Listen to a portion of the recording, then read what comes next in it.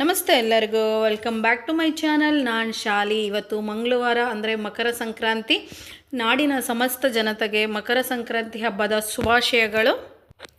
ಸೂರ್ಯಗ್ರಹವು ಧನುಸ್ ರಾಶಿಯಿಂದ ಮಕರ ರಾಶಿಗೆ ಪ್ರವೇಶಿಸುವ ಕಾಲವನ್ನೇ ಮಕರ ಸಂಕ್ರಾಂತಿ ಅಂತ ನಾವು ಹಬ್ಬನ ಸೆಲೆಬ್ರೇಟ್ ಮಾಡ್ತೀವಿ. ವರ್ಷದ ಮೊದಲನೇ ಹಬ್ಬ ಅಂತಲೇ ಹೇಳ್ಬೋದು. ಇನ್ನು ಈ ಸಮಯದಲ್ಲಿ ಹಗಲು ಹೆಚ್ಚಾಗಿ ಇರುಳು ಕಡಿಮೆ ಆಗ್ತಾ ಬರುತ್ತೆ. ಇವತ್ತು ಸೂರ್ಯನ ಪೂಜೆ ಮಾಡೋದ್ರಿಂದ ಭಾಳ ಅನುಕೂಲ ಆಗುತ್ತೆ ನಮ್ಮ ಜೀವನಕ್ಕೆ ಅಂತಲೇ ಹೇಳ್ತೀನಿ. ನಾವು ನಮ್ಮನೇಲಿ ಹೇಗೆ ಸಂಕ್ರಾಂತಿ ಹಬ್ಬನ ಸೆಲೆಬ್ರೇಟ್ ಮಾಡಿದ್ದೀವಿ ಅಂತ ನಿಮ್ಮ ಜೊತೆ ಶೇರ್ ಮಾಡ್ಕೊತಾ ಇದ್ದೀನಿ. ಈ ವಿಡಿಯೋನ ನೋಡೋಕ್ಕಿಂತ ಮುಂಚೆ ಇನ್ನೂ ಯಾರೆಲ್ಲ ನನ್ನ ಚಾನಲ್ನ ಸಬ್ಸ್ಕ್ರೈಬ್ ಮಾಡಿಲ್ಲ, ಸಬ್ಸ್ಕ್ರೈಬ್ ಮಾಡಿ ಈ ವಿಡಿಯೋನ ಕೊನೆ ತನಕ ನೋಡಿ. ಈಗ ನಾನು ಮೊದಲನೇದಾಗಿ ಕಡಲೆಕಾಯಿನ ತೊಗೊಂಡಿದ್ದೀನಿ. ಕಡಲೆಕಾಯಿನ ತೊಳೆದು ಎತ್ತಿಡ್ಕೊಂಡಿದ್ದೀನಿ. ಈಗ ಇದನ್ನು ಬೇಯಕ್ಕಿಡ್ತಾ ಇದ್ದೀನಿ. ಮೂರನ್ನೂ ಒಟ್ಟಿಗೆ ಹಾಕಿಡ್ತಾ ಇದ್ದೀನಿ ನಾನಿಲ್ಲಿ.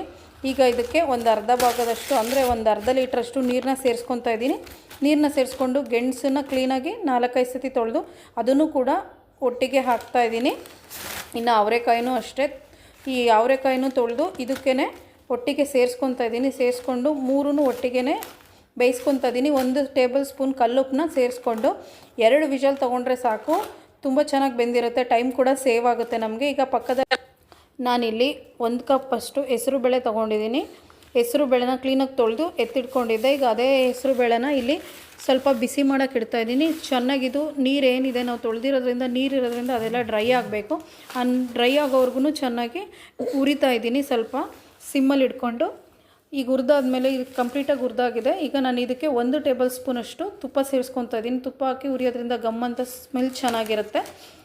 ನಾನಿಲ್ಲಿ 1 ಕಪ್ಪಷ್ಟು ಹೆಸರು ಬೇಳೆ ತೊಗೊಂಡಿದ್ದೀನಿ. ಅದೇ ಕಪ್ಪಿಗೆ ನಾನು ಅಂದರೆ 2 ಕಪ್ಪಷ್ಟು ಅಕ್ಕಿನ ತೊಗೊತಾ ಇದ್ದೀನಿ. ಅಕ್ಕಿನ ಕ್ಲೀನಾಗಿ ತೊಳೆದು ಈಗ ಅದನ್ನು ಕೂಡ ಸೇರಿಸ್ಕೊತಾ ಇದ್ದೀನಿ. ಸೇರಿಸ್ಕೊಂಡು ಚೆನ್ನಾಗಿ ಮಿಕ್ಸ್ ಮಾಡ್ತೀನಿ 2-3 ನಿಮಿಷ. ಮಿಕ್ಸ್ ಮಾಡಿಬಿಟ್ಟು ಈಗ ಅದಕ್ಕೆ 4 ಗ್ಲಾಸಷ್ಟು ನೀರನ್ನ ಸೇರಿಸ್ಕೊತಾ ಇದ್ದೀನಿ.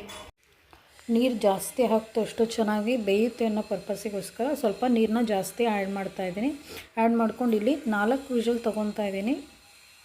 ಬೇಗನೆ ಕ್ವಿಕ್ಕಾಗಿ ಆಗುತ್ತೆ. ಹಳ್ಳಿ ಕಡೆ ಇದೇ ಥರ ಪೊಂಗಲ್ ಮಾಡ್ತಾರೆ. ಈಸಿ ಪ್ರಿಪ್ರೇಷನು, ಕಡಿಮೆ ಇಂಗ್ರೀಡಿಯೆಂಟ್ಸ್ ಹಾಕಿ. ಇಲ್ಲಿ ನಾನು ಯಾವುದೇ ರೀತಿ ತುಪ್ಪ, ಡ್ರೈ ಫ್ರೂಟ್ಸ್ನ ಬಳಸ್ತಾ ಇಲ್ಲ. ಈಗ ಲಿಡ್ನ ಕ್ಲೋಸ್ ಮಾಡ್ತಾಯಿದ್ದೀನಿ. ಕ್ಲೋಸ್ ಮಾಡಿ 3-4 ವಿಷಲ್ ತೊಗೊಂಡ್ರೆ ಸಾಕು. ತುಂಬ ಚೆನ್ನಾಗಿ ಬೆಂದಂಗೆ ಆಗಿರುತ್ತೆ. ಇಲ್ಲಿ ನಾನು ಆರ್ಗ್ಯಾನಿಕ್ ಕಪ್ಪು ಬೆಲ್ಲನ ಬಳಸ್ತಾ ಇದ್ದೀನಿ. ನಾನು 1.5 ಕಪ್ಪು ಮೆಷರ್ಮೆಂಟಲ್ಲಿ ತೊಗೊಂಡಿದ್ದೀನಿ. ನಾನೇನು ತೋರಿಸಿದ್ದೀನಿ ಆವಾಗಲೇ ಆ ಕಪ್ಪು ಮೆಷರ್ಮೆಂಟಲ್ಲಿ ತೊಗೊಂಡಿದ್ದೀನಿ. ಈ ಕಡೆ ವಿಷಲ್ ಹೊಡಿತಾ ಇದೆ ಪೊಂಗಲ್ದು. ಈಗ ಇದಕ್ಕೆ ಸ್ವಲ್ಪ ನೀರು ಹಾಕ್ಬಿಟ್ಟು ನೆನೆ ಹಾಕ್ಕೊತೀನಿ. ಈಗ ವಿಷಲ್ ಲಿಡ್ ಓಪನ್ ಮಾಡ್ತೀನಿ. ನೋಡ್ತಾ ಇರ್ಬೋದು ಎಷ್ಟು ಚೆನ್ನಾಗಿ ಬೆಂದಂಗಾಗಿದೆ ಅಂತಂದರೆ ಪೊಂಗಲ್ ಚೆನ್ನಾಗಿದೆ. ಈಗ ನಾನು ಇದನ್ನು ಇಟ್ಬಿಟ್ಟು ಇದಕ್ಕೆ ನಾವೇನು ಬೆಲ್ಲಕ್ಕೆ ನೀರು ಹಾಕ್ಕೊಂಡಿದ್ವಿ ಅದನ್ನು ಫಿಲ್ಟರ್ ಮಾಡ್ಕೊತಾ ಇದ್ದೀನಿ. ಏನಾದರೂ ಕಡ್ಡಿ ಥರ ಇದ್ದರೆ ಕಡಿಮೆ ಆಗುತ್ತೆ. ನೋಡ್ತಾ ಇರ್ಬೋದು ಈ ಥರನೂ ಇದರಲ್ಲೂ ಎಷ್ಟು ಕಡ್ಡಿ ಥರ ಇರ್ಬೋದು ಅಂತ. ಈಗ ಇದನ್ನು ಹಾಕ್ಬಿಟ್ಟು ಒಂದು 4 ನಿಮಿಷ ಕುದಿಸ್ತೀನಿ. ಚೆನ್ನಾಗಿ ಮಿಕ್ಸ್ ಮಾಡಬೇಕು. ಇನ್ನೂ ಒಂದು ಸ್ವಲ್ಪ ಈಗ ಇದರಲ್ಲೇ ಬೆಂದಂಗೆ ಹಾಕಬೇಕು.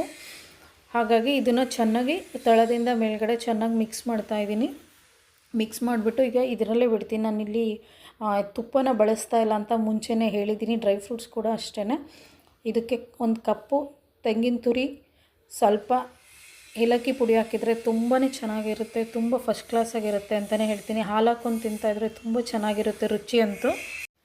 ಈಗ ಒಂದು 3-4 ನಿಮಿಷ ಕುದಿಸಿದೆ. ಕುದಿಸಾದ್ಮೇಲೆ ಈ ಥರ ಎಲ್ಲ ಹೊಂದ್ಕೊಂಡಿದೆ ಚೆನ್ನಾಗಿ. ಈಗ ಹಸಿ ಕಾಯಿ ತುರಿ ಹೇಳಿದ್ನಲ್ಲ, 1 ಕಪ್ ಕಾಯಿ ತುರಿನ ಇದಕ್ಕೆ ಸೇರಿಸ್ಕೊತಾ ಇದ್ದೀನಿ. ಏಲಕ್ಕಿ ಕಾಯಿ ಪೌಡ್ರನ್ನ ಮುಂಚೆನೇ ಹಾಕ್ಬಿಟ್ಟೆ, ತೋರ್ಸೋಕ್ಕಾಗಲಿಲ್ಲ. ತುಂಬ ಚೆನ್ನಾಗಿರುತ್ತೆ ರುಚಿ ಅಂತೂ. ಹಾಲು ಹಾಕ್ಕೊಂಡು ತಿಂದರೆ ತುಂಬ ರುಚಿಯಾಗಿರುತ್ತೆ. ಈಗ ನನಗೆ ಬೆಳಗ್ಗೆನೇ ನೈವೇದ್ಯಕ್ಕೆ ರೆಡಿ ಮಾಡ್ಕೊಂಡಿದ್ದೀನಿ. ನಾನಿಲ್ಲಿ ಇವತ್ತು ಸರಳವಾಗಿ ಪೂಜೆ ಮಾಡಿದ್ದೀನಿ ನಮ್ಮನೆ ಸಂಕ್ರಾಂತಿಗೆ. ನೋಡ್ತಾ ಇರ್ಬೋದು ಸಿಂಪಲ್ ಡೆಕೋರೇಷನ್ನು. ನಾನು ಪೊಂಗಲ್ ಜೊತೆ ಚಿತ್ರಾನ್ನ ಮಾಡಿದ್ದೀನಿ. ಅದನ್ನು ಲಾಸ್ಟ್ ವೀಡಿಯೋದಲ್ಲಿ ಪೋಸ್ಟ್ ಮಾಡಿದ್ದೆ. ಬೇಗನೆ ಆಗೋದು ಅಂದರೆ ಲೆಮನ್ ಚಿತ್ರಾನ್ನ ಅಂತ ಬೇಗ ಲೆಮನ್ ಚಿತ್ರಾನ್ನ ಮಾಡಿದೆ. ತುಂಬ ಕೆಲಸದಿದ್ದಿದ್ದ ಕಾರಣ ನಾನು ಆ ವಿಡಿಯೋನ ಮಾಡ್ಕೊಂಡಿಲ್ಲ. ನಾನೀಗ ಸರಳವಾಗಿ ಪೂಜೆ ಮಾಡಿದ್ದೀನಿ. ನೀವೆಲ್ಲ ಹೇಗೆ ಸಂಭ್ರಮ ಮಾಡಿದ್ದೀರಾ ಸಂಕ್ರಾಂತಿ ಸಂಭ್ರಮನ ನನ್ನ ಜೊತೆ ಶೇರ್ ಮಾಡ್ಕೊಳ್ಳಿ, ಕಮೆಂಟ್ ಮುಖಾಂತರ ತಿಳಿಸಿ. ಬೆಳಗ್ಗೆ ಬೇಗನೆ ಸರಳವಾಗಿ ಪೂಜೆ ಮುಗಿಸಿ ಬೆಳಗ್ಗೆ ತಿಂಡಿಗೆ ಸ್ವಲ್ಪ ಕಡಲೆಕಾಯಿ, ಅವರೆಕಾಯಿ, 1 ಗೆಣಸು, ಸ್ವಲ್ಪ ಚಿತ್ರಾನ್ನ ಮತ್ತು ಹಳ್ಳಿ ಸೈಡ್ ಮಾಡೋವಂಥ ಪೊಂಗಲ್ ಮಾಡಿದ್ದೀನಿ. ಪೊಂಗಲ್ಗೆ ಬಿಸಿ ಬಿಸಿ ಹಾಲು ಹಾಕ್ಕೊಂಡು ತಿಂದರೆ ತುಂಬಾ ರುಚಿಯಾಗಿರುತ್ತೆ ಅಂತ ಹೇಳ್ತೀನಿ. ಇವತ್ತಿನ ಬ್ರೇಕ್ಫಾಸ್ಟ್ ನಮ್ಮ ಮನೇಲಿ ಇದೇ ಥರ ಇತ್ತು. ಬೆಳಗ್ಗೆ ಸಂಕ್ರಾಂತಿ ಹಬ್ಬ ಸ್ಪೆಷಲ್ ನಮ್ಮನೆ ಇವತ್ತಿದೆ. ಇನ್ನು ಫೈನಲಾಗಿ ಎಳ್ಳು ಬೆಲ್ಲ ಫಸ್ಟೇ ಪ್ರಸಾದ ಪೂಜೆ ಆದ ತಕ್ಷಣ ಪ್ರಸಾದದ ಜೊತೆ ತೊಗೊಂಡಿದ್ದೀವಿ. ಇನ್ನು ಇದಾಗಿತ್ತು ನನ್ನ ಬೆಳಗಿನ ಬ್ರೇಕ್ಫಾಸ್ಟ್, ಸರಳ ಪೂಜೆ ಮತ್ತು ತಿಂಡಿ. ಇವತ್ತಿನ ಸ್ಪೆಷಲ್ ಸಂಕ್ರಾಂತಿ ಸ್ಪೆಷಲ್ ನಾನು ನಿಮ್ಮ ಜೊತೆ ಒಟ್ಟಿಗೆ ಶೇರ್ ಮಾಡ್ಕೊಂಡಿದ್ದೀನಿ. ಹಾಗೆ ನೀವೆಲ್ಲ ನಿಮ್ಮ ಮನೇಲಿ ಏನೇನು ಸಿಹಿ ಮಾಡಿದ್ದೀರಾ ಆ ರೆಸಿಪಿನ ನನ್ನೊಟ್ಟಿಗೆ ಶೇರ್ ಮಾಡ್ಕೊಳ್ಳಿ ಅಂತ ಹೇಳ್ತೀನಿ. ಇನ್ನು ಹೆಣ್ಮಕ್ಳು ಅಂದಮೇಲೆ ಮನೇಲಿ ಎಳ್ಳು ಬೆಲ್ಲ ಬೀರಲೇಬೇಕಾಗತ್ತೆ. ನಾವು ಪ್ರತಿ ವರ್ಷವೂ 9 ಜನಕ್ಕೆ ಎಳ್ಳು ಬೆಲ್ಲ ಬೀರಲೇಬೇಕು. ಸೊ ಈಗ ಎಳ್ಳು ಬೆಲ್ಲ ಬೀರೋಕ್ಕೆ ನಾನು ರೆಡಿ ಮಾಡ್ಕೊತಾ ಇದ್ದೀನಿ. ಈ ಗ್ಲಾಸ್ ತೋರಿಸ್ತಾ ಇದ್ದೀನಲ್ಲ, ಈ ಬಾಕ್ಸ್ ತುಂಬ ಕ್ಯೂಟಾಗಿದೆ ಅನಿಸ್ತು ನೋಡೋಕ್ಕೆ. ನನಗೆ ತುಂಬ ಇಷ್ಟ ಆಯಿತು.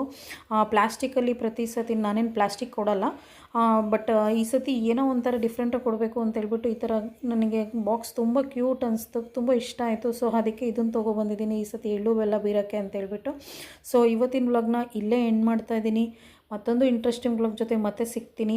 ನಿಮ್ಮ ಪ್ರಯತ್ನಗಳೆಲ್ಲ ಫಲ ಕೊಡಲಿ, ಯಶಸ್ಸು ಹಾಗೂ ಸಂತೋಷ ನಿಮ್ಮ ಜೀವನದಲ್ಲಿ ತುಂಬಿರಲಿ ಅಂತ ಹೇಳ್ತೀನಿ. ಎಲ್ಲರಿಗೂ ಮಕರ ಸಂಕ್ರಾಂತಿಯ ಶುಭಾಶಯಗಳನ್ನ ತಿಳಿಸ್ತಾ ಇದ್ದೀನಿ.